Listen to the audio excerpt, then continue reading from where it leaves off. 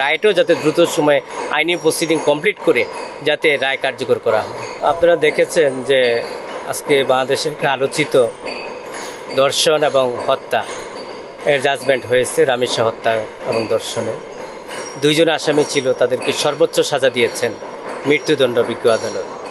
বিজ্ঞ আদালত মনে করেছেন প্রাথমিকভাবে যে তারা দুইজনই অপরাধ করেছেন এক প্রত্যক্ষ বা পরোক্ষভাবে, সেই জন্য দুইজনকে মৃত্যুদণ্ড দিয়েছেন। দেখেন আজকে নিম্ন আদালতে মৃত্যুদণ্ড দিয়েছেন। মৃত্যুদণ্ড আজকে দিলেই মৃত্যুদণ্ড কার্যকর হয়ে যায় না, তার আইনি কিছু প্রসিডিং থাকে। আইনের প্রসিডিংটা হচ্ছে আজকে যে রায় হয়েছে এর এগেনস্টে মহামান্য হাইকোর্টে আপিল হয়। আপিল হওয়ার নিষ্পত্তি হওয়ার পরে সেটা যায় আপিল ডিভিশনে। আপিল ডিভিশনে নিষ্পত্তি হওয়ার পরে যায় মহামান্য রাষ্ট্রপতির কাছে। মহামান্য রাষ্ট্রপতি যদি নাকচ করেন তাহলে রায় কার্যকর হয়। আপনারা দেখেছেন যে মাগুরা আসিয়া হত্যাকাণ্ড গত বছর রায় হয়েছে, সেটা করে রায় এখনও কার্যকর হয়নি।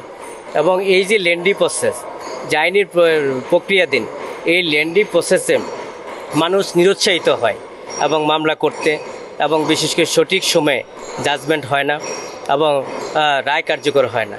এতে করে সমাজে একটা মেসেজ যায় যে যারা অপরাধ করে তারা অপরাধ করতে আর প্রবণতা বেড়ে দেয় এবং উৎসাহিত হয়। আমি মনে করি একজন আইনজীবী হিসাবে রাষ্ট্রেরও দায়িত্ব কর্তব্য আছে। এই যে মামলাগুলো আজকে দেখেন রামিসা হত্যাকাণ্ড 5 কার্যদিবসে জাজমেন্ট হয়েছে। আমি মনে করি একজন আইনজীবী হিসেবে রাষ্ট্রেরও দায়িত্ব কর্তব্য আছে। বিশেষ করে আমরা দেখতে পাচ্ছি যে এই যে আলোচিত যে জাজমেন্টগুলো হচ্ছে, যে এই মামলায় দ্রুত গতিতে বিচার হচ্ছে, যেগুলি আড়ালের থেকে যায় সেগুলো বিচার সঠিকভাবে হচ্ছে না এবং লেন্ডি প্রসেস হচ্ছে।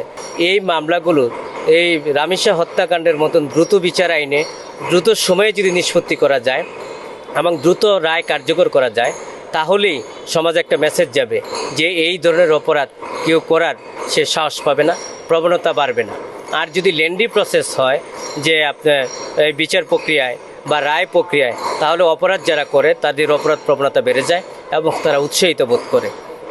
এই জন্য আমি আইনজীবী হিসেবে মনে করব রাষ্ট্রেরও দায়িত্ব কর্তব্য আছে এবং সেই হিসাবে দ্রুত সময়ে দ্রুত বিচার ট্রাইব্যুনালের মধ্য দিয়ে যেভাবে রায় ঘোষণা করা হয় এবং রায়টাও যাতে দ্রুত সময়ে আইনি প্রসিডিং কমপ্লিট করে যাতে রায় কার্যকর করা হয়। আইনি যত প্রক্রিয়া আছে এবং প্রক্রিয়াগুলো সম্পূর্ণ করতে হবে। দেখেন রামিসা হত্যাকাণ্ডের যারা আসামি তাদের পক্ষেগুলো বিশেষ করে তাদের পার্সোনাল কোনো আইনজীবী ছিল না, রাষ্ট্রের নিয়োজিত আইনজীবী ছিল। এবং মহামান্য হাইকোর্টও যদি তাদের কোনো পার্সোনাল আইনজীবী না থাকে, রাষ্ট্রের নিয়োজিত আইনজীবী থাকবে এবং আইনি প্রসিডিং নিষ্পত্তি না হওয়া পর্যন্ত রায় কার্যকর করার কোনো বিধান নেই।